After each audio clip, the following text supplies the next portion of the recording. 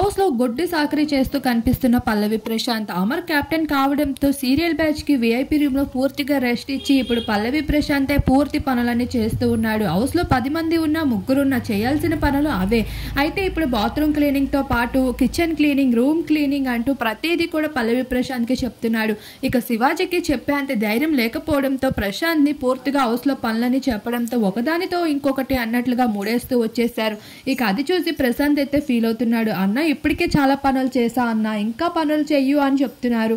మళ్ళీ ఎక్కువగా ఏమేనంటే హౌస్ లో ఉన్నది మనమే కదరా, ఇంకా పనులు అలానే ఉంటాయి చెయ్యాలరా అంటూ అమరన్న నాకే చెప్తున్నాడు.